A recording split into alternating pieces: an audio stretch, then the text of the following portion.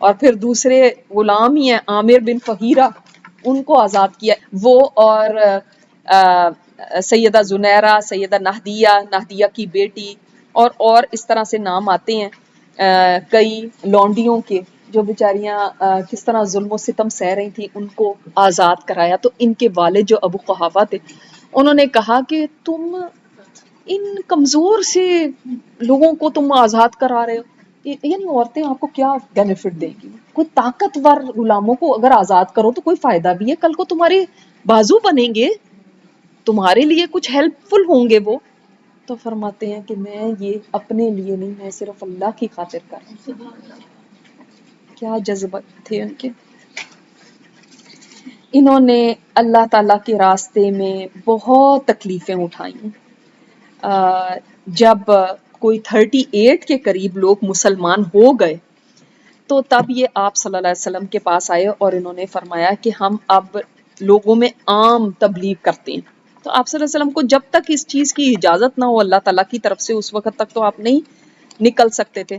تو آپ صلی اللہ علیہ وسلم نے ان کی بات کو نہیں مانا، لیکن یہ اصرار کرتے رہے کہ نہیں، ہمیں نکلنا ہے، ہمیں جانا ہے، ہمیں جا کے لوگوں کو عام تبلیغ کرنی ہے۔ تو آپ صلی اللہ علیہ وسلم نے اجازت دے دی۔ تو ان کا واقعہ آتا ہے کہ آپ صلی اللہ علیہ وسلم سے جب انہوں نے کہا تھا تو آپ نے فرمایا ابو بکر ابھی ہم تھوڑے ہیں، ابھی نہیں کرو، تو لیکن جب کہتے رہے تو پھر آپ نے اجازت دے دی۔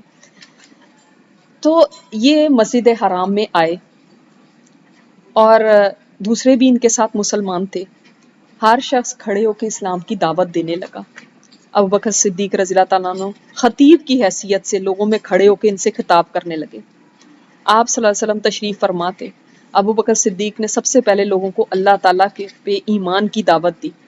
یہ دیکھ کے مشرکین جو تھے وہ مسلمانوں پر پل پڑے۔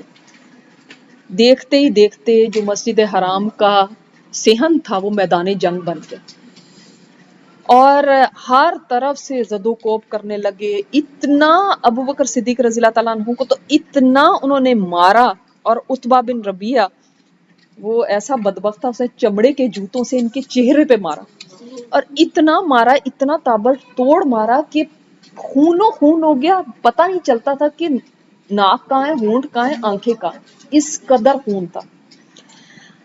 حتیٰ کہ وہ زمین پر گر گئے اور یہ بدبخت ان کے پیٹ پہ اچھلنے لگا۔ ان کا چہرہ لہو لہان ہو گیا اور سوج گیا، اور چہرے پہ اتنی سوزش تھی کہ ناک اور چہرہ آپس میں ملے ہوئے برابر دکھائی دیتے تھے۔ یہ صورتحال دیکھ کر ابوبکر صدیق کی قوم کے کچھ لوگ آگے بڑھے، انہوں نے قریش کو روکا ظلم و ستم سے، اور ابوبکر صدیق کا تو یہ حال تھا کہ بے ہوش ہو چکے تھے، اور ایسے لگ رہا تھا کہ اب یہ بچ نہیں سکتے، یہ ختم ہو جائیں گے۔ تو لوگ آگے بڑھے، انہوں نے کپڑے میں ان کو ڈالا، اٹھا کے لے کے بھی نہیں جا سکتے تھے، کپڑے میں ڈالا، بے ہوش ہے، اور گھر لے کر آئے۔ اور قوم جو کیا ان کی قوم کا نام تھا؟ بنو تیم، ٹھیک ہے، بنو تیم کے جو افراد تھے وہ گھر لے کر آئے، اور انہوں نے پھر ان کے اندر نا قبائلی حمیت بہت ہوتی، حالانکہ مسلمان نہیں تھے، لیکن انہوں نے کہا کہ اگر ان کو کچھ ہو گیا تو عتبہ ہم تمہیں نہیں چھوڑیں گے۔ خیر ان کو لا کے ڈال دیا۔ گھر والے سارا دن کوشش کرتے رہے کہ یہ ہوش میں آ جائیں، لیکن وہ بے ہوش پڑے ہوئے۔ ابو قحافہ باتیں کرنے لگے، ان سے کچھ بول رہے ہیں، کچھ کہہ رہے ہیں، کچھ ہوش نہیں۔ جب شام کا وقت ہوا تو تب ان کو ہوش آیا، اور ہوش آتے ہی کیا فرمانے لگے، اللہ کے رسول کا کیا حال ہے۔ تو قوم کے لوگوں نے کہا ان کی وجہ سے تو تمہارا یہ حال ہوا، اور تم ان کا پوچھ رہے ہو، ہم تو باز آئے ان سے، ہم تو جا رہے ہیں۔ ابو قحافہ بھی یہ سن کے بڑ بڑ کرتے ہوئے اٹھ کے چلا گیا۔ ان کی والدہ ماں کے دل کے اندر ظاہر جو محبت ہوتی ہے وہ کہنے لگی کہ آپ کچھ کھا لیں، کچھ پی لیں۔ کہنے لگے خدا کی قسم میں نہیں کچھ کھاؤں پیوں گا جب تک کہ آپ صلی اللہ علیہ وسلم کے بارے میں نہ مجھے پتہ چلتا۔ جب والدہ نے بیٹے کی یہ حالت دیکھی تو ماں کی ممتا تھی وہ جوش میں آئی، بیٹے کو دلاسے دینے لگی، اصرار کرنے لگی کھلانے پہ، کہتے میں نے کچھ نہیں کھانا۔ اور آپ صلی اللہ علیہ وسلم کا کیا حال ہے؟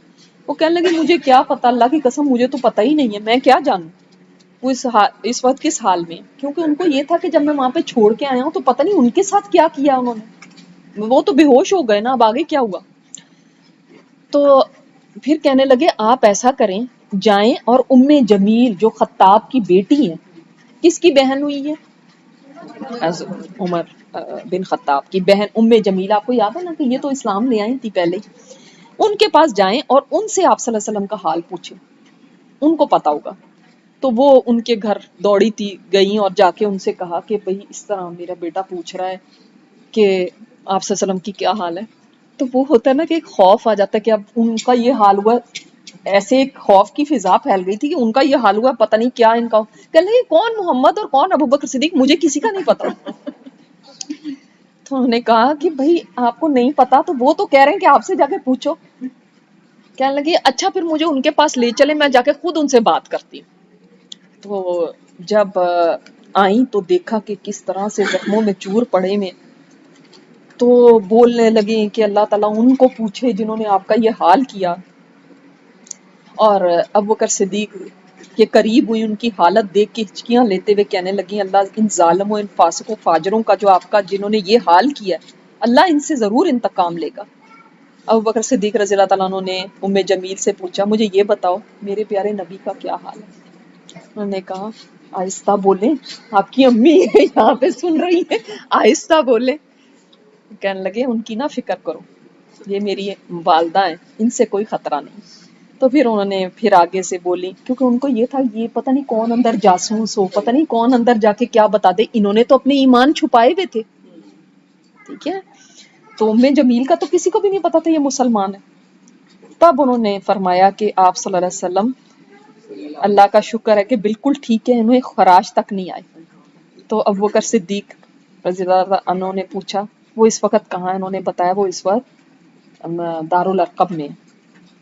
انہوں نے کہا کہ میں قسم کھاتا ہوں میں اس وقت تک کچھ کھاؤں گا پیوں گا نہیں جب تک میں جا کے ان کو خود اپنی آنکھوں سے نہ دیکھوں، دل کو تسلی نہیں ہو رہی تھی۔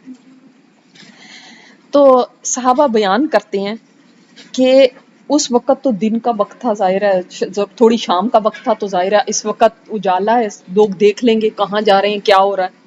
تو انہوں نے کہا ذرا گھر والوں نے کہا ذرا اندھیرا ہو جائے تو پھر جائیں گے۔ جب اندھیرا ہو گیا لوگ سو گئے تو پھر یہ دو لوگوں کا سہارا لے کر، اٹھ تو سکتے ہی نہیں تھے، دو لوگوں کا سہارا لے کر اور آپ صلی اللہ علیہ وسلم کی خدمت میں حاضر ہوئے۔ نبی علیہ الصلوۃ والسلام نے آگے بڑھ کے ان کا ماتھا چوما، اور وہاں دوسرے مسلمان بھی تھے، انہوں نے محبت کے ساتھ آگے ان سے ملے۔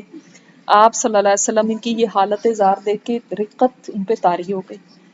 تو ابوبکر صدیق آپ صلی اللہ علیہ وسلم کو دیکھتے ہی والہانہ محبت اور عقیدت کا اظہار کرتے ہوئے کہتے ہیں یا رسول اللہ کوئی فکر کی بات نہیں ہے، ایک آدمی نے بس میرے چہرے پہ مارا ہے، باقی کچھ نہیں ہے، یہ درد بھی انشاءاللہ جاتی رہے گی۔ حالانکہ اتنا حال برا ہے کہ اٹھ کے آنے کی بھی سکت نہیں، لیکن کہتے ہیں کوئی فکر کی بات نہیں، بس یہ میری والدہ ہیں اور میرے ساتھ بڑا اچھا سلوک کرتی ہیں، آپ اتنے بابرکت ہیں، آپ میری والدہ کے حق میں دعا کریں اور ان کو دین کی طرف دعوت دیں، ہو سکتا ہے یہ ایمان لیں اور جہنم کی آگ سے بچ جائیں۔ تو آپ صلی اللہ علیہ وسلم نے ان کے حق میں دعا کی اور ان کو دعوت دی، تو اسی وقت وہ اسلام لے آئے۔ حالانکہ ان کے والد جو ہیں وہ ابو قحافہ کہاں کب جا کے ایمان لائے تھے؟ فتح مکہ پہ، اور یہ اسی وقت ایمان لے آئے۔ سبحان اللہ۔ تو حضرت علی روایت کرتے ہیں، کہتے ہیں دوسرا واقعہ یہ کہ میں نے آپ صلی اللہ علیہ وسلم کو دیکھا کہ قریش نے آپ کو اپنے نرغے میں لیا ہوا تھا، اور کوئی آپ کو کھینچ رہا تھا، کوئی آپ کو دھکیل رہا تھا، اور کوئی آپ کا مذاق کر رہا تھا، کوئی آپ کی اپنے خداؤں کے مقابلے میں ایک خدا کی دعوت کو رد کر رہا تھا۔ تو حضرت علی فرماتے ہیں اس بعد کی بات ہے، وہ اپنے اسٹوڈنٹس کو بتا رہے ہیں کہ اللہ کی قسم ہم نے صرف ایک ابوبکر صدیق ایسے تھے جو آگے بڑھے، کسی کی جرت نہیں ہو رہی تھی، ظاہرہ اتنے لوگ ہیں، اتنے ہجوم ہیں، کوئی بھی آگے جائے گا تو بس وہ تو گیا، اور یہ بچے ہوں گے ظاہرہ اس وقت حضرت علی۔ تو کہتے ہیں کہ وہ آگے بڑھے، کسی کو دھکا دیا، کسی کو پیچھے کیا، کسی کی پٹائی کی، اور پورے جوش اور ولولے کے ساتھ یہ کہتے ہوئے آگے بڑھے کہ تم کیسے لوگ ہو کہ تم ایک شخص کو صرف اس لیے قتل کرنا چاہتے ہو کہ وہ کہتا ہے کہ میرا رب اللہ ہے، صرف اس واسطے۔ پھر حضرت علی وہ تھے اپنے اسٹوڈنٹ کے ساتھ بیٹھے ہوئے، تو چادر چہرے کے اوپر ڈال دی اور رونے لگے، اور داڑھی مبارک آنسوؤں سے بھیگ گئی۔ پھر لوگوں سے کہا کہ میں تمہیں کہتا ہوں اللہ کو گواہ بنا کے میں تم سے پوچھتا ہوں بتاؤ آل فرعون کا جو مومن تھا وہ بہتر یا ابو بکر صدیق بہتر؟ یہ وہ سن کے خاموش رہے، کہتے بولتے کیوں نہیں ہو، مجھے جواب کیوں نہیں دیتے؟ پھر فرمایا اللہ کی قسم ابو بکر صدیق کی زندگی کی ایک گھڑی آل فرعون کے مومن کی، پتہ ہے نا آل فرعون کا مومن، سورہ مومن، مومن کی زندگی کی 1000 گھڑیوں سے بہتر ہے، اس لیے کہ وہ اپنے ایمان کو چھپاتا رہا، اور ابو بکر صدیق نے اپنے ایمان کا اعلانیہ اظہار کیا، حالانکہ کوئی ان کو کہتا نہیں تھا کہ آپ جا کے اظہار کریں، اگر خاموش بھی رہتے تو آپ صلی اللہ علیہ وسلم ان کو کوئی کہہ نہیں رہے تھے کہ آپ جائیں، آپ بتائیں، یا آپ لوگوں کو تبلیغ کریں، یا کچھ نہیں کہہ رہے تھے، خود سے اگر یہ چھپاتے تو کوئی ان کو برا بھلا نہیں کہنے والا تھا۔ لیکن اس سے یہ بھی پتہ چلتا ہے جو لوگ کہتے ہیں نا حضرت علی اور حضرت ابوبکر صدیق رضی اللہ عنہ کے درمیان کوئی کلیش تھا یا کچھ تھا، یہ وہ خود بیان فرما رہے ہیں، حضرت علی خود بیان کر رہے ہیں، تو اس سے پتہ چلتا ہے کہ ایسا کچھ نہیں تھا ان کے لیے۔ اس طرح آپ کو یہ بھی بتا دوں کہ ان کا خاندان کیا تھا، حضرت ابوبکر صدیق کا، انہوں نے 4 شادیاں کی تھیں، 2 شادیاں ان کی اسلام سے پہلے کی تھی۔ ایک شادی تھی قتیلہ بنت عبد العزیٰ کے ساتھ، قتیلہ بن قوف کے ساتھ، یہ قتیلہ بنت عبد العزیٰ اس کا نام تھا، جس کو انہوں نے جاہلیت میں طلاق دے دی تھی، ٹھیک ہے؟ اس سے ان کے 2 بچے پیدا ہوئے، عبداللہ بن ابی بکر اور حضرت اسماء بنت ابی بکر۔ حضرت اسماء آپ نے ان کا نام سنا ہوگا، ان کا نام ہم انشاءاللہ نیکسٹ ٹائم پڑھیں گے بھی، اور ان کو ذات النطاقین اس لقب سے بھی پکارا جاتا ہے، اور عبداللہ بن ابی بکر، ایک بیٹا اور ایک بیٹی پیدا ہوئے تھے، ٹھیک ہے؟ اسماء بنت ابی بکر، اسماء، حضرت اسماء، بیٹے کا نام عبداللہ، ان کا خود کا نام بھی عبداللہ، لیکن آپ صلی اللہ علیہ وسلم نے ان کا نام بعد میں عبداللہ رکھا تھا نا، ظاہر ہے یہ بچے تو پیدا ہو چکے تھے۔ اچھا، دوسری ان کی بیوی ام رومان، یہ بھی اسلام سے پہلے ان کے ساتھ شادی ہوئی تھی، اور ان سے 2 بچے پیدا ہوئے، ایک بیٹا ایک بیٹی، بیٹی عائشہ رضی اللہ تعالیٰ عنہا اور بیٹا عبد الرحمن، ٹھیک ہے جی، عبد الرحمن۔ اور یہ ام رومان جو تھیں یہ 6 ہجری میں فوت بھی ہو گئی تھیں مدینہ میں آ کے، اور آپ صلی اللہ علیہ وسلم نے ان کا جنازہ پڑھایا تھا، آپ صلی اللہ علیہ وسلم کی ساس بھی لگی نا، آپ دیکھیں اس طرح سے، جی یہ مسلمان ہیں جی۔ اور اسماء بنت ابو بکر کا آپ کو وہ واقعہ یاد ہوگا، جب مدینہ میں تھیں تو انہوں نے پوچھا تھا آپ صلی اللہ علیہ وسلم سے کہ میری ماں ہے وہ مشرکہ ہیں، وہ مجھ سے ملنے کے لیے آئی ہیں، کیا میں ان کے سے مل سکتی ہوں، تحفے تحائف کا دینا چاہتی ہیں، یا یہ تو کیا لے سکتی ہوں؟ تو آپ صلی اللہ علیہ وسلم نے فرمایا اس میں کوئی حرج نہیں ہے۔ اچھا، پھر تیسری بیوی ان کی ام رومان تو مسلمان ہو گئی تھی ظاہر ہے، لیکن ان سے شادی اسلام سے پہلے ہوئی تھی۔ تیسری بیوی ان کی وہ ہیں جو پہلے حضرت جعفر کی وائف تھیں، اور یعنی ان کی بیوہ اسماء بنت امیس، عین میم یاسین، اسماء بنت امیس یہ ان کی تیسری بیوی تھی۔ اچھا، اسماء بنت امیس جو تھیں یہ پہلے حضرت جعفر کی وائف تھیں، پھر حضرت ابوبکر صدیق کے ساتھ ان کا نکاح ہوا، ان سے ان کا ایک بیٹا پیدا ہوا محمد بن ابی بکر، محمد بن ابی بکر، اور اس کے بعد حضرت ابوبکر صدیق تو فوت ہو گئے تھے، تو محمد ابھی بہت چھوٹے تھے، 5-6 سال کے تھے، تو پھر یہ بڑی شان والی خاتون تھی کہ ان کی شادی پھر حضرت علی سے ہوئی، یعنی ان کے دیور، یہ پہلے شوہر سے ان کے دیور لگتے تھے نا یہ جی۔ تو اور پھر انہوں نے محمد بن ابی بکر نے حضرت علی کے گھر میں پرورش پائی، کیونکہ چھوٹے ہی تھے، تو اگر ان کو اتنی ان کے ساتھ ایسے ہوتی تو وہ کیوں اب ایک ایسے انسان کے ساتھ اگر ان کو اتنی رنجش تھی تو ان کے بیٹے کو کیوں پالتے، ٹھیک ہے؟ تو اور انفیکٹ جب حضرت علی مصر کے حضرت علی جب خلیفہ بنے تھے تو انہوں نے ان کو مصر کا حکمران بنایا تھا، محمد بن ابی بکر کو، اور یہ پھر حضرت معاویہ کے ساتھیوں کے ساتھ ان کے جب لڑائی ہوئی تو اس میں یہ قتل ہو گئے تھے۔ اور چوتھی بیوی ان کی حبیبہ بنت خارجہ تھی، حبیبہ، اس وقت صرف ان سے ایک اولاد ہوئی تھی، لیکن وہ تب ہوئی تھی جب حضرت ابوبکر صدیق رضی اللہ تعالیٰ عنہ کا انتقال ہو گیا تھا، تو ان سے ایک بیٹی پیدا ہوئی جن کا نام پھر حضرت عائشہ نے ام کلثوم رکھا تھا. جی کسی کے طلاق ہو جائے تو شادی نہیں ہوتی، لیکن دیکھیں آپ یہ شان والی خاتون حضرت اسماء بنت عمیس، یہ ان کے یہ تینوں شوہر اور کتنے بلند پایا، اور پھر سبحان اللہ ان سے اولاد بھی ان کی ہوئی، حضرت جعفر سے بھی اولاد ہوئی، حضرت ابوبکر صدیق سے بھی اولاد ہوئی، حضرت علی سے بھی اولاد ہوئی تھی.